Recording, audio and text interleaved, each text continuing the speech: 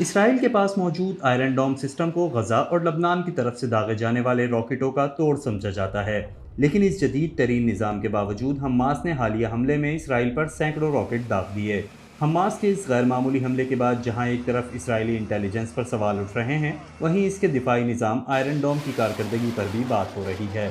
Iron Dome کا نظام اسرائیل نے امریکہ کی مالی اور تکنیکی مدد سے بنایا ہے۔ اس سسٹم کا مقصد گنجان آباد اسرائیلی علاقوں اور اہم تنصیبات کو کم فاصلے تک مار کرنے والے راکٹ حملوں سے بچانا ہے۔ اسرائیلی ڈیفنس فورسز نے آئرن ڈوم کا استعمال 2011 میں شروع کیا تھا اور اب تک اس سسٹم نے اسرائیل پر داغے گئے سینکڑوں راکٹوں کو ناکام بنایا ہے۔ یہ نظام ریڈار، جدید کنٹرول سسٹم اور میزائل لانچرز پر مشتمل ہوتا ہے۔ اسرائیل کے پاس اس میزائل سسٹم کی 10 بیٹریز ہیں۔ یہاں بیٹری سے مراد وہ بیٹری نہیں جو ہمارے گھروں یا گاڑیوں میں استعمال ہوتی ہیں، بلکہ بیٹری کا مطلب ایک لانچر سسٹم ہے جو ایک بڑے ٹرک پر نصب ہوتا ہے۔ ہر بیٹری میں ریڈار یونٹ اور کنٹرول سسٹم کے ساتھ 3 یا 4 میزائل لانچرز ہوتے ہیں اور ہر لانچر میں 20 میزائل نصب کرنے کی گنجائش ہوتی ہے۔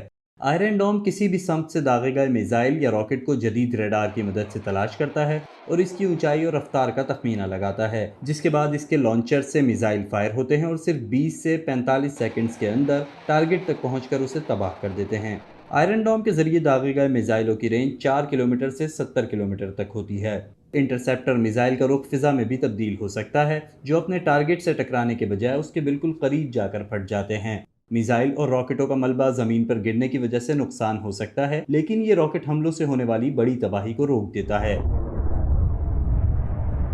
اسرائیلی فوج کا دعویٰ ہے کہ آئرن ڈوم اسرائیل پر ہونے والے 90% راکٹ حملوں کو روکنے میں کامیاب رہا ہے۔ اسرائیلی حکام کے مطابق اسرائیل کے سرحدی علاقوں کے رہائشیوں کے پاس راکٹ حملوں سے بچنے کے لیے 15 سے 90 سیکنڈز کا وقت ہوتا ہے۔ ان علاقوں میں کسی بھی راکٹ حملے سے آگاہ کرنے کے لیے سائرن بجائے جاتے ہیں اور اسی دوران آئرن ڈوم میزائل سسٹم فوراً حرکت میں آ جاتا ہے۔ آئرن ڈوم کا آٹومیٹک سسٹم صحرا یا کسی کھلے مقام کی طرف آنے والے راکٹ کو نشانہ نہیں بناتا، کیونکہ آئرن ڈوم کے ایک میزائل کی تیاری پر اندازاً $50,000 لاگت آتی ہے۔ اسی وجہ سے صرف ان راکٹوں کو نشانہ بنایا جاتا ہے جن کے آبادی پر گرنے کا خدشہ ہو۔